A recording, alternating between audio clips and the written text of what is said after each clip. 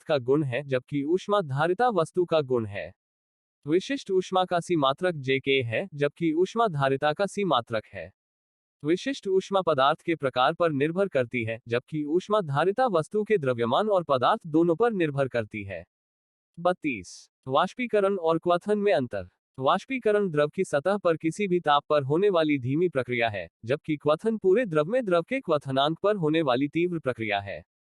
वाष्पीकरण में बुलबुले नहीं बनते, जबकि क्वथन में बुलबुले बनते हैं। वाष्पीकरण से द्रव ठंडा होता है, जबकि क्वथन के दौरान ताप स्थिर रहता है। वाष्पीकरण दाब और आर्द्रता पर निर्भर करता है, जबकि क्वथन केवल दाब पर निर्भर करता है। 33। संवहन और चालन में अंतर। चालन में ऊष्मा ऊर्जा पदार्थ के कणों के कंपन द्वारा स्थानांतरित होती है, जबकि संवहन में ऊष्मा ऊर्जा पदार्थ के कणों की गति द्वारा स्थानांतरित होती है। चालन मुख्यतः ठोसों में होता है, जबकि संवहन द्रवों और गैसों में होता है। चालन में पदार्थ का स्थानांतरण नहीं होता, जबकि संवहन में पदार्थ के कणों का स्थानांतरण होता है। चालन के लिए माध्यम आवश्यक है, जबकि संवहन के लिए माध्यम का द्रव या गैस होना आवश्यक है।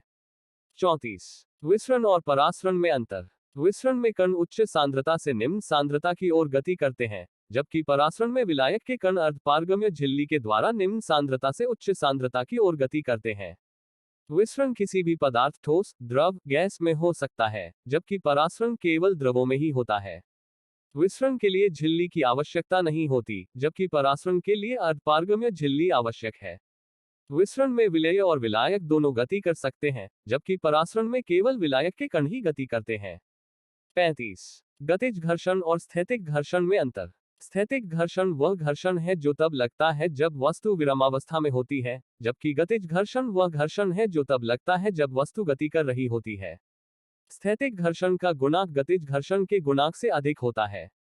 स्थैतिक घर्षण का मान परिवर्तनशील होता है 0 से Sn तक, जबकि गतिज घर्षण का मान लगभग स्थिर नॉट्स होता है। वस्तु को गति में लाने के लिए आवश्यक बल स्थैतिक घर्षण को पार करने के लिए उसे गति में रखने के लिए आवश्यक बल गतिज घर्षण को पार करने के लिए से अधिक होता है। 36। संतृप्त और असंतृप्त वाष्प में अंतर। संतृप्त वाष्प वह वाष्प है जो अपने द्रव के साथ साम्यावस्था में होती है, जबकि असंतृप्त वाष्प साम्यावस्था में नहीं होती। संतृप्त वाष्प का दाब अधिकतम होता है और यह ताप पर निर्भर करता है, जबकि असंतृप्त वाष्प का दाब संतृप्त दाब से कम होता है। संतृप्त वाष्प में और अधिक वाष्पीकरण नहीं हो सकता, जबकि असंतृप्त वाष्प में और वाष्पीकरण हो सकता है।